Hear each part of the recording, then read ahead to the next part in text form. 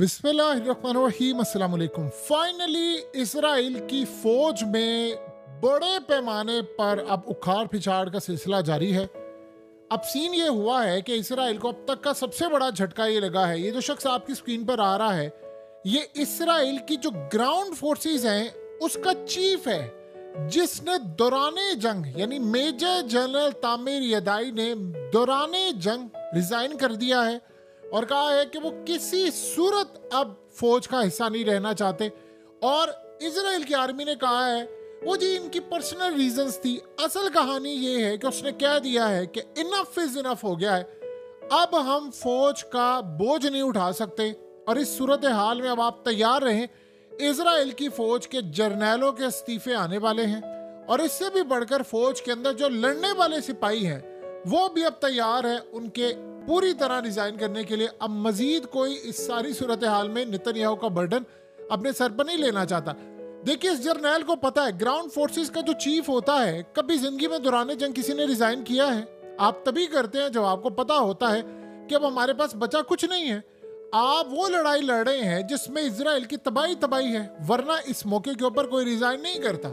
अब इस ground forces का मतलब ये होता है कि ये जो खास तौर पर याद रहे, आर्मी चीफ के बाद जो चीफ जाकर ग्राउंड पर फोर्सेस को लड़ाता है, प्लान बनाता है, हमने कौन से इलाके फतह करने, कौन से मामलात करने हैं, ये असल में कंटिन्यूसली रिपोर्ट दे रहे थे नेतन्याहू को कि ग्राउंड की सूरत हाल ठीक नहीं है। और ये आर्मी चीफ तक पैगाम भी उनका जा रहा था। इसी की रिपोर्ट के ऊपर आर्मी चीफ नेतन्याहू को बार बार कह रहा था कि हालात बड़े खराब है, निचली सतह के ऊपर मामलात हमारे कंट्रोल से बाहर निकल चुके हुए हैं, क्योंकि वहां पर अब फौजियों ने इनकार कर दिया, वो गजा में नहीं जाना चाहते। इसी बेस के ऊपर आर्मी चीफ ने कहा था गजा से फौज निकालो। अब आप ये देखें कि जर्नैलों के इस्तीफे तैयार हैं। अब जिसका दिल कर रहा है, इनका कोई अल्टरनेट भी नहीं मिला और इस्तीफा भी उसने मंजूर कर लिया है। काफी देर से वो कह रहा था कि भाई मैंने रिजाइन करना है, अब फाइनली उसने रिजाइन कर दिया है। और इस सारी सूरत हाल में सबसे बढ़कर उन्होंने कहा जी आप फिलहाल जब तक हमें आपका अल्टरनेट लेकर आते हैं, आप बस तब तक काम करें। हालात इतने ज्यादा खराब हो गए हैं कि उनको अंदाजा हो गया कि हम जंग नहीं जीत सकते, क्योंकि अब स्ट्रेटजी बदल गई है हमास की। जब से याह्या सिनवार आया है उसने आकर स्ट्रेटजी बदल दी है और इनको खतरा अब ये है कि अवाम ने हमारे गिरेबान फाड़ देने हैं। अब हमारे हाथ से गेम निकल चुकी है। देखिए, हो सकता है, पॉसिबिलिटी है, हम इस बात के लिए भी तैयार रहें कि हो सकता है दौराने जंग ही इजराइल का आर्मी चीफ भी रिजाइन कर दे। ये बात आप ज़हन में रखिएगा, क्योंकि वो बार बार कह कर थक गया है कि हमने जंग नहीं करनी। वो कह रहा है कि हालात नहीं साजगार है। नेतन्याहू पूरी फौज रखना चाह रहा है गजा के अंदर, जिनका मुल्क है वो छोड़ नहीं रहे। लिबनान हमले के लिए तैयार बैठा होता है, वो हर वक्त हमला कर रहा है। ईरान ताकत बढ़ाता जा रहा है और अगली सूरत हाल ये है कि यमन की फोर्सेस लिबनान से दाखिल होंगी, इराक की होंगी। यानी पूरी तरह वो कह रहे हैं ग्राउंड के ऊपर हालात बहुत ज्यादा खराब है। और सबसे बढ़कर जो फौज, आप ये देखिए, इसराइल ने कभी इस तरह की जंग नहीं लड़ी। अभी तो जंग उनके ऊपर आई नहीं मुसल्लत हुई, अब तो जंग का जो फेज अब आया है वो इन पर मुसल्लत हो रही है। और वो बार बार कह रहे हैं कि हमने अब ऑपरेशन नहीं करना, क्योंकि इन्हीं ने, याद रहे, इनकी ग्राउंड फोर्सेस ने जाकर ऑपरेशन किया था। तो वो इनके, यानी आप देखिए 6 के 6 लोग मारे गए थे, इनके जो कैदी हैं। अब वो जहां पर भी हमला करेंगे, उनको नहीं पता कि जी किसी जगह पर, बिल्डिंग में, गार में या किसी सुरंगों में, किसी जगह पर भी हमारे कैदी वो हमला करे और वहां से हमारे सारे मारे जाए। अब उससे भी बढ़कर सूरत हाल ये है कि खास तौर पर जिन कैदियों के घर वालों को, यानी नेतन्याहू ने झूठी तसल्लियां दी थी। अब मिसाल के तौर पर ये जो लोग मरे हैं, नेतन्याहू कहता है उनसे मिलने के लिए जाना था, तो जो मारे गए हैं लोग, उन्होंने इनकार कर दिया नेतन्याहू से मिलने के लिए। खास तौर पर किसी की बीवी ने, किसी की बेटी ने। अब आप ये सोचें कि आर्मी चीफ भी चला जाता है, उसके बाद वो अपना कोई ब्रिगेडियर, क्या कोई मेजर जनरल भेज देता है, या उससे भी बढ़कर अगर आप देखेंगे तो इनका प्रेसिडेंट भी चला जाता है। और प्रेसिडेंट भी कल गया हुआ था, लेकिन फिर नेतन्याहू को ये सारे अकेला छोड़कर चले जाते, क्योंकि उस जंग के अंदर सिर्फ एक शख्स है, यही सारी सूरत हाल को तबाह करे। अब ये असल में आज एक सूरत हाल पैदा हो गई है कि गेम इनके हाथ से निकल चुकी है। जर्नैलों ने फैसला कर लिया है कि भाई हम इस जंग में मजीद शामिल नहीं हो सकते। अब इसके बाद गालिबन अगर लेट से इस चलती हुई जंग में आर्मी चीफ रिजाइन कर जाता है तो देन फिर क्या होगा। इस सारी सूरत हाल में याद रखिएगा, एक स्ट्रेटजी बदली है सिर्फ। और इजराइल को यह बात अच्छी तरह पता चली है कि इस वक्त याह्या सिनवार जो लड़ाई लड़ा है वो लड़ने मरने को तैयार है। वो हो सकता है इसके बाद अगला बड़ा खतरनाक प्लान बनाकर बैठा हो। देखिए ना, इन्होंने ऑपरेशन कर रहे थे, धड़ाधड़ कर रहे थे, और इनको होता था कि हर दफा एक कैदी बचाकर ले जाते। उसने इस दफा सीधा सा काम किया, जहां इन्होंने स्ट्राइक करना था वहां पर अपने बंदे निकाल लिए, कैदी वहां पर थे, उन्होंने मारा और वो सारे मर गए। अब वो कह रहे हैं इजराइल ने, इजराइल कह रहे हैं उन्होंने, लेकिन हालात तो बहुत ज्यादा खराब हो गए हैं। अब लड़ाई ये जारी है कि निचली सतह के जो फौजी हैं वो कह रहे हैं जी हमने भी लड़ाई नहीं करनी, क्योंकि इस वक्त पूरे का पूरा मुल्क इनके खिलाफ हुआ पड़ा है। यानी आप ये सोच रहे हैं कि किसी को सूरत हाल ये बात समझ नहीं आ पा रही कि हमने लड़ाई कहाँ करनी है कहाँ नहीं करनी। इतना वो तंग आ गए हैं कि इस वक्त दुनिया भर की जो फ्लाइट्स हैं अब ऐसा ऐसा रिज्यूम होना शुरू हो गए इसराइल के लिए, क्योंकि उनको ये बात समझ नहीं आ रही कि भाई कब हमला करना है ईरान ने, ईरान की क्या स्ट्रेटजी है हमें बिल्कुल नहीं पता। उन्होंने फ्लाइट्स फिलहाल जारी करना शुरू कर दिए। अब लिबनान बैठकर तमाशा देख रहे हैं, इसराइल भी बैठकर देख रहा है तमाशा, ईरान भी बैठकर देख रहा है, वो सारे देख रहे हैं कि अब क्या होगा। और सबसे बढ़कर पहले जो गेम असल में ईरान के ऊपर थी, अब वो सारे का सारा मलबा हटकर इस वक्त नेतन्याहू पर आ गया है। अब हालत ये है कि फौज के अंदर से रेजिस्टेंस हो रही है, जो फौजी है वो भी लड़ने के लिए बिल्कुल अब तैयार नहीं है। और उसके देखिए जब आपकी फौज लड़ने के लिए तैयार नहीं है, पहली तो बात आप फिर उनका कोर्ट मार्शल करेंगे, वो हथियार फेंक रहे हैं। उससे भी बढ़कर सूरत हाल ये है कि अगर लेट से आपने उनको जबरदस्ती भेज दिया तो उन्हें क्या लड़ना है जाकर। ये बात नेतन्याहू को अंदाजा, देखिए नेतन्याहू ने कैदियों के घर वालों को कहा है कि आर्मी चीफ से पूछे, वो जानबूझकर ये काम कर रहा है कि वो आपके घर वालों को नहीं ला रहा। कहते वो असल में ये समझता है कि हमें जंग अगर यानी कैदियों को ले आया तो हमें लंबी जंग करनी पड़ेगी।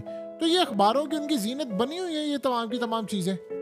उधर आप ये देखिए कि बरतानिया के जो प्राइम मिनिस्टर है उसने जो इकदाम किया, जाहिर सी बात है आवाम का उस पर इतना प्रेशर है, उसने कहा जी हमने हथियारों की सेल नहीं देनी इसराइल को। अब इसराइल उसके खिलाफ हो गया है, जाहिर सी बात है वो पहले उसने कहा था कि भाई हम तो बचाएंगे इसराइल।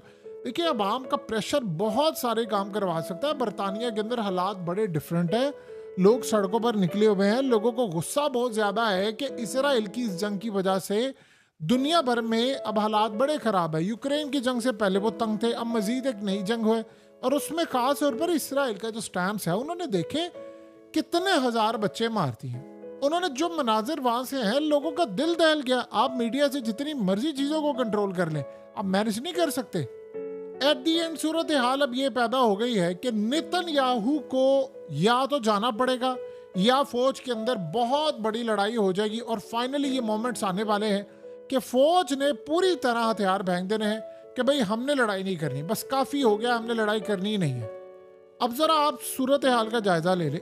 इजराइल ने अब ये काम ये करना शुरू किया है जी, एक और 7 अक्टूबर होने वाला है और इस दफा गालिबन वेस्ट बैंक में होगा, फलाना होगा, यानी वो उन्होंने पहले से ही अवाम को कहना शुरू कर दिया एक बड़ी जंग के लिए तैयार है। इसराइल की फोर्सेस इस वक्त मुकम्मल तौर पर तबाही का शिकार हो रही हैं। देखिए उनके कई हजार फौजी सबसे पहले तो आप जेल में रखिएगा मारे गए हैं, और सबसे बढ़कर उनकी बहुत बड़ी तादाद के अंदर ऐसे जो डिसेबल भी हो गए। अब उसके अलावा जो बाकी हैं उनको पोस्ट ट्रॉमेटिक स्ट्रेस डिसऑर्डर है, वो यानी आप सोचे जो गजा के अंदर लड़ाई की है, देखिए इस वक्त 333 दिन हो गए इस जंग को, तो गजा में उन्होंने लड़ाई की है, वो वापस आए हैं और वो कह रहे हैं कि भाई हमने लड़ाई करनी नहीं है। तो अब आप सोचें कि इसराइल में जब आपने ग्राउंड फोर्सेस ने ये काम कर दिया है, ये ग्राउंड फोर्सेस का जब चीफ जाता है तो फिर याद रहे ग्राउंड के ऊपर मामला काफी खराब समझे जाते हैं। बार बार शिन बैत और बाकी ताकतें इनको पैगाम दे रही हैं कि जंग बड़ी खतरनाक हो रही है, हम दुनिया भर की सपोर्ट खोते जा रहे हैं और जो आपके साथ खड़ा होगा अवाम उसके खिलाफ इस वक्त इकदाम करेगी। दूसरा आप ये देखें कि नेतन्याहू एक और गेम प्लान कर रहा है, वो जुडिशरी को भी काबू करने की भरपूर तैयारी कर रहा है। तो यानी वहां पर एक कॉन्स्टिट्यूशनल क्राइसिस भी खड़ा हुआ है। देखिए नेतन्याहू सीधी सी बात ये कह रहा है, उसने अवाम को जाकर ये बात कह दी, उसने कह दी आप मुझ पर प्रेशर डाल रहे हैं, सड़क पर आप निकले हुए हैं, आप कह रहे हैं ये काम करूं, आपको वो चीज़ नजर नहीं आ रही जो मैं देख रहा हूं, अगर हम यहाँ से निकल गए तो फिर ये मौका हमारे हाथ नहीं है। यानी वो धड़ल्ले से कह रहा है हम यहाँ से निकल गए तो फिर उसके बाद दोबारा हम यहाँ पर आ नहीं पाएंगे। यानी वो अवाम को खुले अल्फाज में बताना चाह रहा है कि देखो तुम्हारे आबाओ अजदाद ने 2000 साल कुर्बानियाँ दी हैं, हमने लड़ाई की है, आज अगर हमारे हाथ से ये इलाके निकल गए तो वो फिर हमारी बादशाह कायम कैसे होगी। देखिए बरतानिया के जो प्राइम मिनिस्टर हैं उसके खिलाफ नेतन्याहू अब मैदान में उतरा हुआ है, कहता है तुम्हारी जुर्रत किस तरह है, तुम्हारी देखा देखी बाकी भी ये काम करेंगे।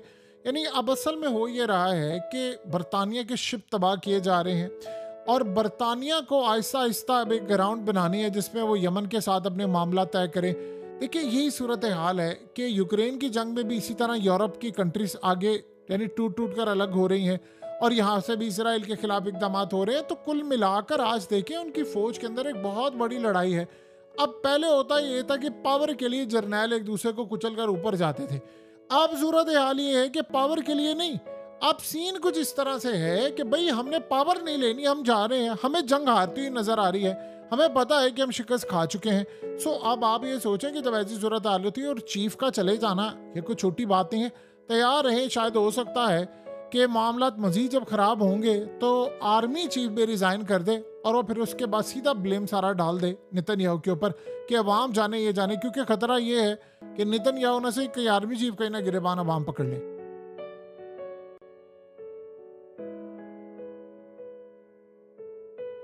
हकीकत टीवी को सब्सक्राइब करना मत भूलें, वीडियो को लाइक करें, शेयर करें और कमेंट सेक्शन में अपनी राय का इजहार ज़रूर करें।